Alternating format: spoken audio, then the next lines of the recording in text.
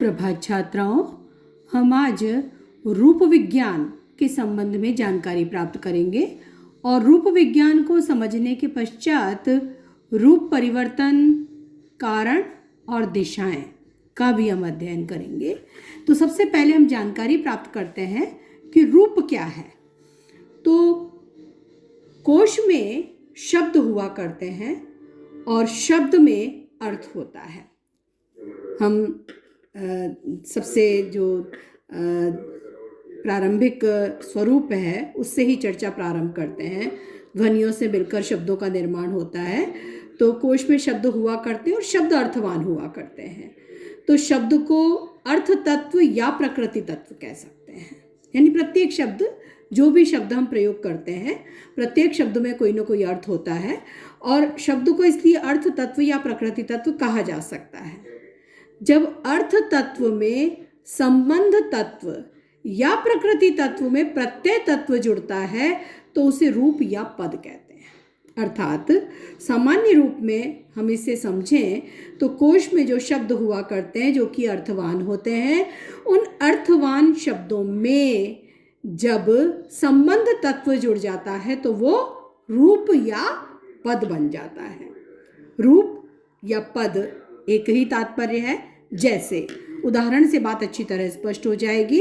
राम ने रावण को मारा। इसमें शब्द क्या क्या है? राम, रावण और मारना। ये तो अर्थ तत्व है, ये शब्द हैं। इसे अर्थ तत्व या प्रकृति तत्व भी कह सकते हैं। राम एक शब्द है, रावण एक शब्द है, मारना एक शब्द है और इनके अपने अर्थ भी हैं। ये अर्थ तत्व या प्रकृति तत्व हैं। लेकिन जब वाक्य में हम इसे प्रयुक्त करते हैं तो इसमें ने, को और आ ये संबंध तत्व जुड़ता है। राम ने रावण को मारा। तो ये ने, को और आ ये संबंध तत्व जुड़ करके या प्रत्यय तत्व जुड़ करके ये जो राम, रावण और मारना, ये जो तीन शब्द हैं ये रूप बन जाते हैं या पद बन जाते हैं। अर्थात शब्द का वाक्य में प्रयोग करने के पहले उसमें संबंध तत्व जोड़ करके उसका रूप बनाया जाता है, उसे पद रूप में निर्मित किया जाता है, तब वो वाक्य में प्रयुक्त होता है। तो रावण मूल शब्द अर्थ तत्व या प्रकृति तत्व है और रावण को ये रूप है। इसी प्रकार मारना मूल शब्द है और मारा मूल शब्द ही अर्थ तत्व या प्रकृति तत्व है और मारा रूप या पद है। इसी प्रकार राम मूल शब्द या अर्थ तत्व है और राम ने रूप या पद है। ये एक वाक्य के माध्यम से हमने ये समझने का प्रयास किया है कि रूप क्या होता है। अब ये संबंध तत्व भी अलग अलग तरह के होते हैं। जैसे अब संबंध तत्व किस रूप में, इसमें तो हमने सामान्य रूप से जोड़ा है। ये हमने कारक चिन्हों को जोड़ा है। यहाँ पर परसर्ग हैं, कारक चिन्ह हैं, उनसे जुड़ करके और ये रूप बन गए हैं और रूप बन करके ये वाक्य में प्रयुक्त हुए हैं। अब संबंध तत्व अनेक प्रकार के होते हैं। जैसे शब्दों का स्थान बदलना, ये भी एक प्रकार का संबंध तत्व होता है। जैसे धनपति और पति धन, ये स्थान बदलने से ही इनका तात्पर्य परिवर्तित हो गया है। इसी तरह से राज सदन और सदन राज, राज सदन राजा का घर और सदन राज घरों का राजा, या बहुत अच्छा सा बड़ा सा घर, ये तात्पर्य इसका हो जाएगा। तो स्थान बदलना, शब्दों का स्थान बदलने से भी ये संबंध तत्व का कार्य हो जाता है। इसी प्रकार से शून्य संबंध तत्व होता है। जैसे हम लेते हैं शीप, एक वचन में भी शीप ही है और बहुवचन में भी शीप है। शीप शब्द जो है वो वाक्य में एक वचन और बहुवचन दोनों में एक ही रूप में शीप ही लिखा जाता है, इसी रूप में प्रयुक्त होता है। तो यहाँ पर शून्य संबंध तत्व है, यानी कोई परिवर्तन किए बिना उसका वाक्य में वैसा का वैसा प्रयोग कर देना और उसके माध्यम से वो उसका वचन भी बदल जाता है। संबंध तत्व किस किस रूप में हो सकता है? एक वचन से बहुवचन के रूप में भी हो सकता है संबंध तत्व, लिंग के रूप में भी आ सकता है, लिंग बदलता है, वचन बदलता है। तो ये अनेक रूपों में दिखाई देता है। तो उसमें शून्य संबंध तत्व का भी एक उदाहरण हम ले सकते हैं। जैसे शीप एक वचन भी है और बहुवचन के लिए उसमें कुछ और नहीं जोड़ा जाएगा बल्कि शीप ही रहेगा। ठीक है।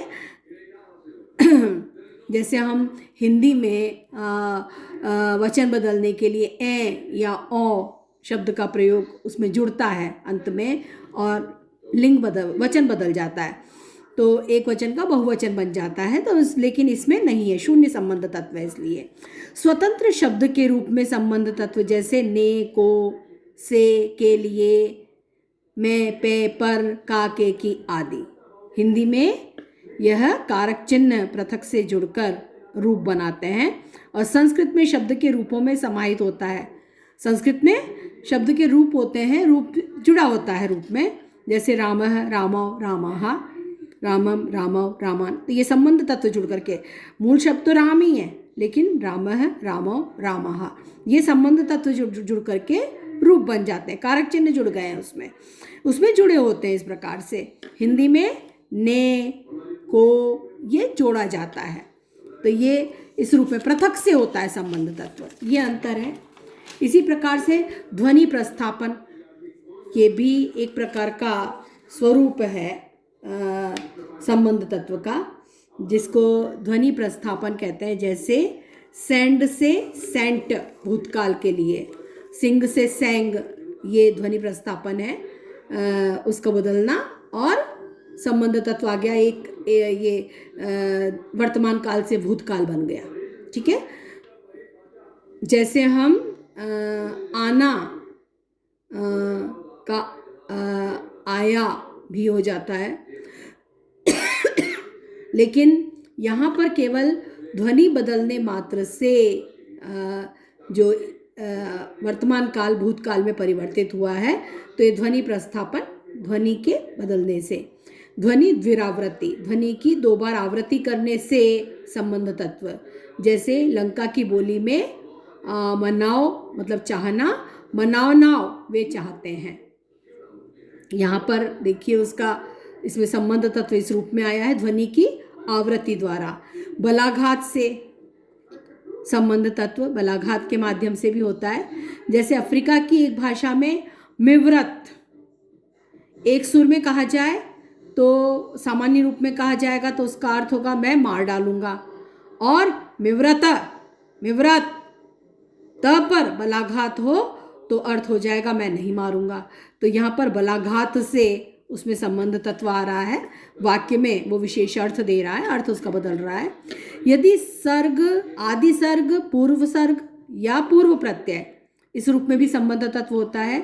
जैसे मूल शब्द के पूर्व कुछ जोड़कर शब्द तो बहुत सी भाषाओं में बनते हैं, कहीं कहीं संबंध तत्व के लिए भी इसका प्रयोग होता है। जैसे यानी उपसर्ग जुड़ा करते हैं वैसे तो और शब्द बनते हैं, लेकिन संबंध तत्व के रूप में पूर्व में जुड़ना, ये उदाहरण हमें मिल जाते हैं। जैसे संस्कृत में जो क्रिया है, क्रिया के रूप चलते हैं तो उसमें भूतकाल बनाने के लिए आरंभ में अ लगाया जाता है। जैसे गम धातु है, गम धातु के रूप चलते हैं गच्छति, गच्छते, गच्छन्ति, है ना वर्तमान काल में। लेकिन भूतकाल में क्या कहेंगे? अगच्छत। ठीक है, तो अगच्छति, अगच्छत, है ना, अगच्छन्ति इस रूप में चलते हैं। तो इसी प्रकार से जो गम धातु है वो भूतकाल में अगच्छत हो जाएगी। ऐसे ही चोर, अचोरियत हो गया, तो चोरियत का अचोरियत अ लगाया गया है, तो आदि सर्ग के रूप में है ये। यानी प्रारंभ में इस प्रकार से जोड़ करके उसके माध्यम से उसे उसका रूप बनाया जा रहा है या पद बनता है जो कि वाक्य में प्रयुक्त होता है, भूतकाल का अर्थ देता है ये। ठीक है, मध्य सर्ग, मध्य में जुड़ करके, तो मध्य में कुछ जुड़ करके कोई एक वर्ण जुड़ करके उसके माध्यम से भी वाक्य में विशेष अर्थ देता है, उसका रूप बन जाता है। जैसे मूल शब्द के बीच में संबंध तत्व आता है। मुंडा भाषा एक है, उसमें दल का अर्थ है मारना और दपल का अर्थ है परस्पर मारना। तो दल के बीच में प एक वर्ण आ गया है, दपल, दपल का मतलब परस्पर मारना। इसी प्रकार से मंझी का अर्थ है मुखिया और मपंझी मुखिया लोग, बहुवचन हो गया। ठीक है, तो ये एक वचन से बहुवचन बन गया यहाँ पर, ये मारना और ये परस्पर मारना हो गया, तो इसमें मध्य सर्ग है। इसी प्रकार से दक्षिण मैक्सिको की एक भाषा है तजेल्टल, उसमें धातु के बीच में ह जोड़कर धातु को सकर्मक से अकर्मक बनाया गया। इसके उदाहरण मैंने दे रखे हैं, केप, केहप, इसी प्रकार से कच, कहच। तो ये मतलब हम दूसरी भाषाओं को भी देखते हैं साथ में और उदाहरण उसके लेकर के समझने का प्रयास कर रहे हैं। और अंत सर्ग, अंत सर्ग है विभक्ति प्रत्यय या अंत प्रत्यय, इसका प्रयोग सबसे ज़्यादा होता है। अंत सर्ग हम संस्कृत और हिंदी दोनों के उदाहरण से इसे समझने का प्रयास करेंगे। संस्कृत में राम जो मूल शब्द है और उसमें रामः हो गया, उसका ये रूप बन गया। इसी प्रकार से फल मूल शब्द है, फलम, ये इसका रूप बन गया। तो अंत्य सर्ग है, इसका प्रयोग सबसे अधिक होता है। संस्कृत में भी हमें मिल गया। हिंदी में हो धातु है, होता, होना, है ना, ये इसके रूप बने। इसी प्रकार से उस धातु है, उसने, उसका, अंत सर्ग के उदाहरण है ये। तो इस प्रकार से संबंध तत्व किस किस प्रकार का हो सकता है और किस तरह संबंध तत्व जुड़ करके जो शब्द है या क्रिया, जो क्रिया शब्द है या शब्द हैं, क्रिया वो सब पद बन जाते हैं या रूप बन जाते हैं।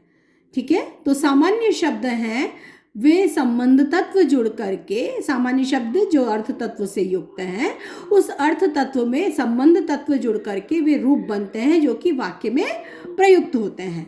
संबंध तत्व वही है जो वाक्य में उनका स्थान तय करता है, उनका संबंध तय करता है।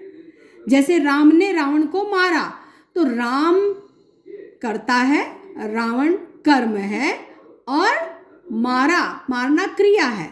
तो इनके परस्पर संबंध को ये इस रूप में बताता है, तो ये रूप या पद कहलाते हैं। तो इस चर्चा को हम यहीं विराम देते हैं, इसके आगे की चर्चा हम अगले वीडियो में करेंगे।